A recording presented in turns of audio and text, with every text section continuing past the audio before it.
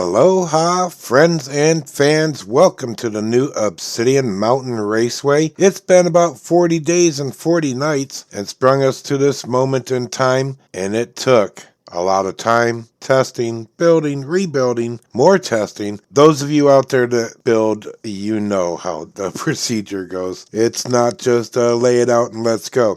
But the OMR is back to racing conditions, minus a few little doodads here and there to spark up the place. But the track is laid, it's been fully tested, and it's ready to go. So we're going to have a look at all the work that I've done on it over this time.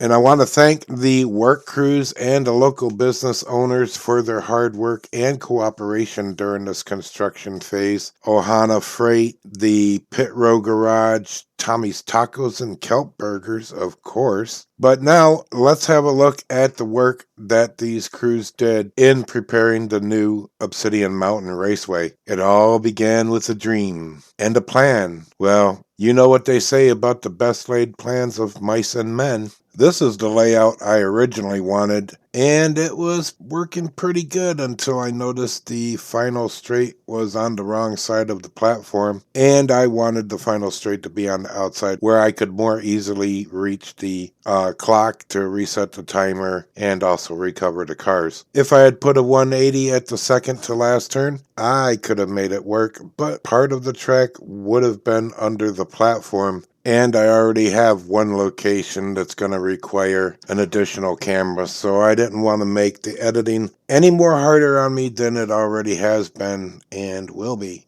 As those of you that provide content and host your own channels know, it could be quite time consuming. All right, moving on.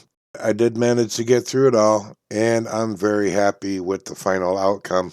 I did have to break the chicane down shorter than what I wanted because going down the pipeline, it's meant to be fast, and I didn't want to take a lot of that away from the cars. So it just ended up being a simple S-turn. Well, I wouldn't call it simple because some of the cars did not appreciate coming off a Crater Corner at that new high banked velocity and have to negotiate the S-turn right after that. Yeah, so anyways, moving on further down the track. Here is your new Calamity Corners.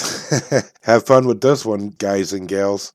I don't know what else to say. You're just going to have to experience it for yourself. I do have some other test runs on the final layout coming up towards the end of the video, so you'll get to see for yourself. But I wanted to discuss an amazing discovery. While building and clearing the debris, the crews actually came across this giant fossil. Whatever it was, left a huge imprint in the mountain. Locals believe it to be one of the mountain spirits that shedded its earthly form and evolved into an ethereal existence. This new area they named the Dragon Spine. And then you go down Leaky Road into the Cavern Turn. I dare anybody to try to spell Leaky Road in the comments. I want to see how you would actually spell it compared to how it is actually spelled. So anyways, you go into the Cavern Turn. This is where I'm going to need the extra camera because the chase camera, I just can't duck down that fast and keep up with the action. So we're going to have a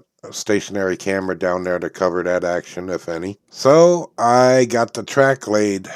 Without the S-turn, this was the first version, the fastest I wanted the cars to go and how I wanted the pipeline to be. But I noticed an issue when it got down to Calamity Corners. I was looking from the start gate and I noticed the pipeline was at a slant and it never was before. So I'm like, okay, something's not right. Had to go back to the top of where Crater Corner is. Adjust that from the start gate on down was actually at a slant. So I got all that straightened out. I straightened out Crater Corner. I straightened out the pipeline. But unfortunately, running the pipeline straight down into the newer, lower configuration didn't match up. That's where the S-turn came back, and it was the only way to get the pipeline to line up with Calamity Corners. And hey, 7 times the rebuild, you eventually figure it out. Anyways, these are some dioramas I just want to share with you real quick, kind of get off track, pun intended.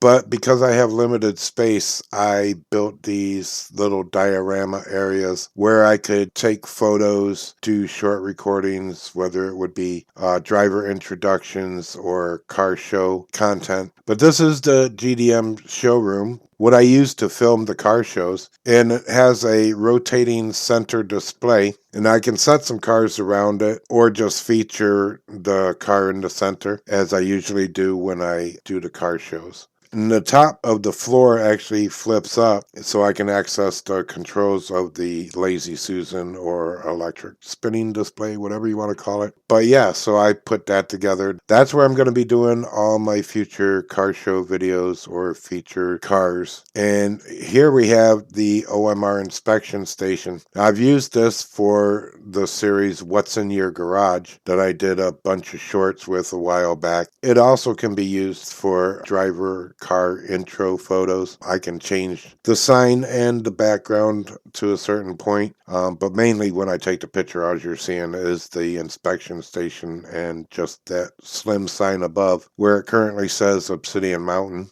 And here is your totem driver's den. This, of course, will be used for the Totem Wars. That'll be coming up real soon. It's going to be the main feature this year and hopefully in the future for Griffin Soul Diecast Motorsports. So this will be used to show the drivers' positions on the totem.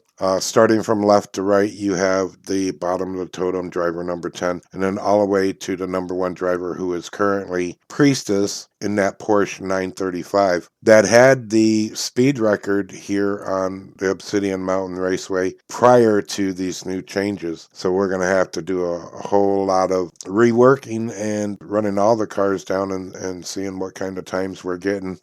Most of them have been above 7 seconds during the testing, and not very many have broke that barrier yet. So it looks like the 7-second or sub 7 is going to be the mark to shoot for if you can survive the new layout. All right.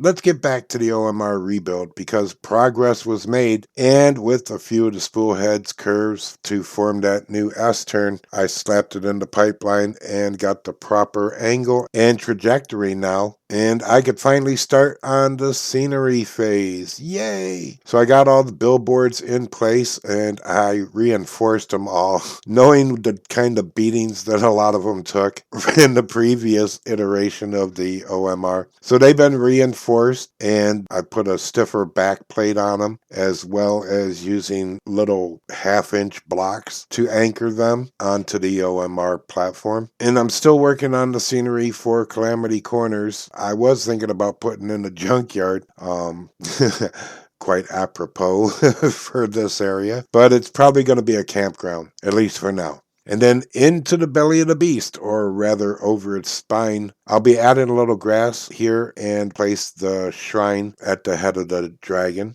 And then down Leaky Leaky Drive, past the new location of Tommy's Tacos and Kelp Burgers, and down into the cavern turn, the final turn that brings you to the last straight and the finish line. You might have noticed that gorgeous red Ferrari on the roof of Tommy's Tacos and Kelp Burgers. I ordered that off of AliExpress. It was only $5, and I'm like, $5 for a Ferrari? Hell yeah. Unfortunately, it turned out to be one of those fat-ass Ferraris, and fits on the orange track okay, but once it hit the spool heads track, it just instant wedgie.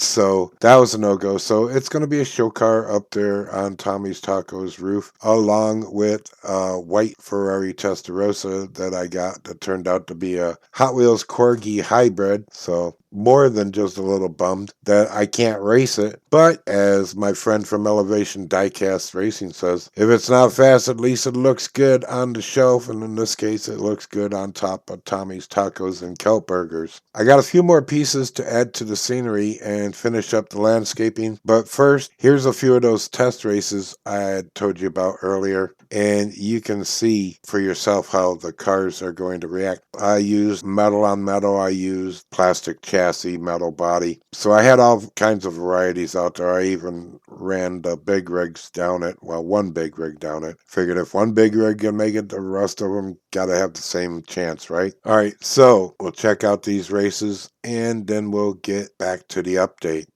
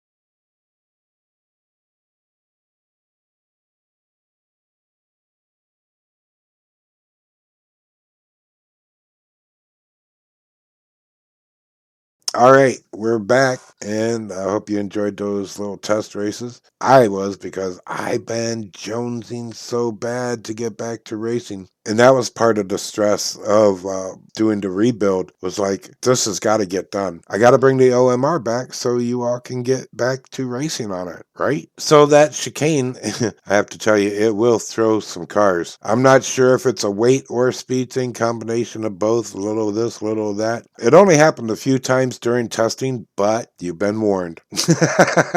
To put it in a better perspective, I ran 12 cars down the OMR. 3 of them got tossed off of the chicane. So if you want to use that as a percentage weight balance thing, it doesn't matter if it's a truck, a low center of gravity car, or, average car. It just seemed to be pretty random from what I can tell. But it's there. It can happen. You've been warned. And the new Calamity Corner lives up to its name and its previous iteration. From the first 90 to the 180 and the cutback 90, any one of them could end your race day. And it's a very fine line to survive.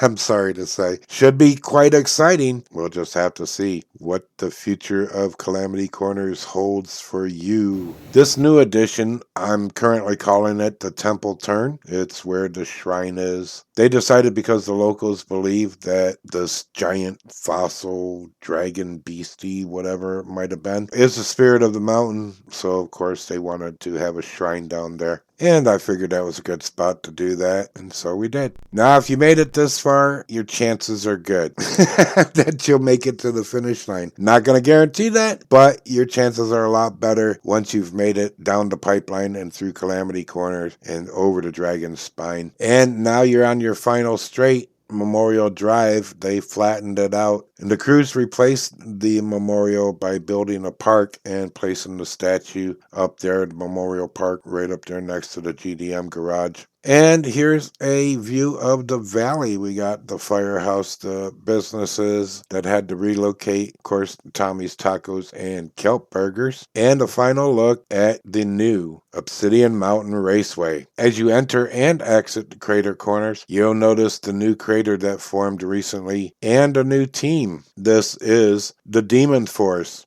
All Dodge Demons, led by driver Faustus Grimm. They're thinking they're going to be a force around the OMR. We'll just have to see. There's a lot of great drivers around and a lot of great drivers that come to race at the OMR. So we'll see how those demons hold up in competition. Now hold on to your nuts and tighten up your butt cheeks as you go down the pipeline and have a ride on the wave, the chicane, into Calamity Corner. Survive that and you enter the dragon, or over the dragon's spine into the temple turn, and then down Leaky Drive into the cavern turn and the final straight and finish line. After a final cleaning, the Obsidian Mountain Raceway, we'll call it 7.0, will be race ready. And here we have some final shots as we close out this update. Sorry it got rather long, but I wanted to get all the information out there, show you what I went through, process, putting it together, getting it there for you. And here it is, your new Obsidian Mountain Raceway waiting for you. Let's race. Aloha. Thank you so much for watching, and I'll see you at the races. Keep your roof to the sun. Mahalo.